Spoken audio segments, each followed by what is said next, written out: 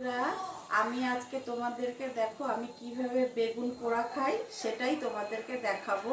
আমি কিভাবে বেগুন পোড়া দিই আর কি। দেখো এই যে বেগুনগুলো এরকম আমি ফুটো করে নিচ্ছি, আর এইভাবে আমি একটু চিড়ে নিয়েছি যাতে পোকা আছে নাকি সেটা দেখার জন্য, পোকা আছে কিনা।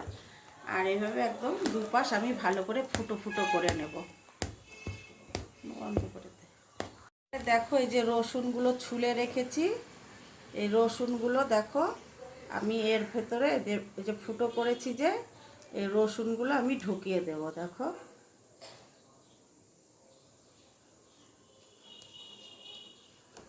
এইভাবে যতগুলো ফুটো আছে সব ফুটোর মধ্যে আমি এইভাবে রসুনগুলো ঢুকিয়ে দিচ্ছি।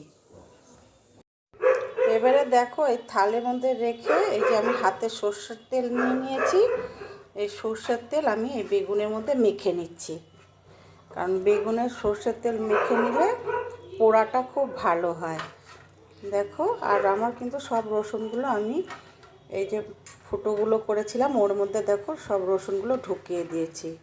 এবার দেখো একটা তাওয়া, আমরা তো তাওয়া বলি, কেউ আবার চাটু বলে, যাই হোক এটার মধ্যে আমি এখন পুড়িয়ে নেব। আমাদের তো শহরে কাঠের আগুন নেই, আমাদের এইভাবেই পুড়িয়ে খেতে হয়। যাই হোক দেখো এইভাবে আমি পুড়িয়ে নিচ্ছি। এবার উল্টে দিই, দেখি দেখো অল্প পোড়া হয়ে গেছে আর কি, এখনও দেরি আছে, আরও পুড়বে। যাই হোক এভাবে আমি উল্টে দিলাম। এই দেখো বন্ধুরা, আমি এইভাবে ঘুরিয়ে ঘুরিয়ে চারিদিকে ঘুরিয়ে নিচ্ছি, ঘুরিয়ে ঘুরিয়ে এইভাবে পুড়িয়ে নিচ্ছি বেগুনটাকে।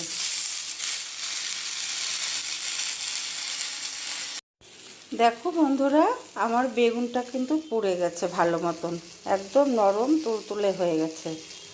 এবার আমি গ্যাসটা বন্ধ করে দেব, তারপরে ঠান্ডা হলে তারপরে তোমাদেরকে মেখে দেখাচ্ছি।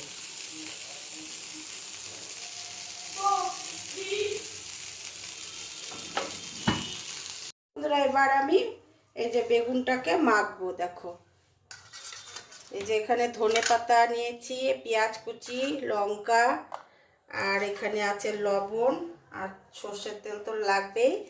আর যাই হোক আমি আগে দেখো বেগুনটাকে কিভাবে ছাড়িয়ে নিচ্ছি।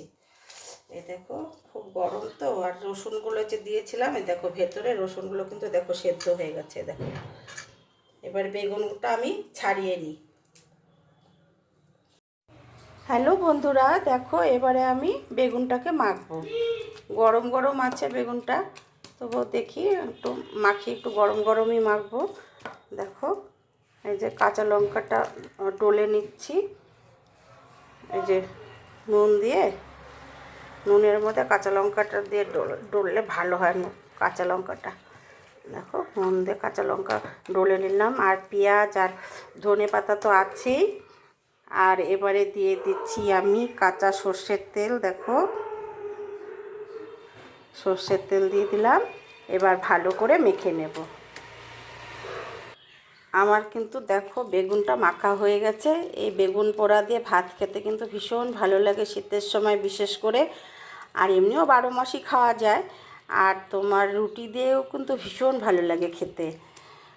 আর দেখো এই যে ছাড়িয়েছি দেখো খোসাগুলো। তো যাই হোক তোমাদের যদি ভালো লাগে শেয়ার করো, লাইক কমেন্ট করো। সকলে ভালো থেকো, সুস্থ থেকো।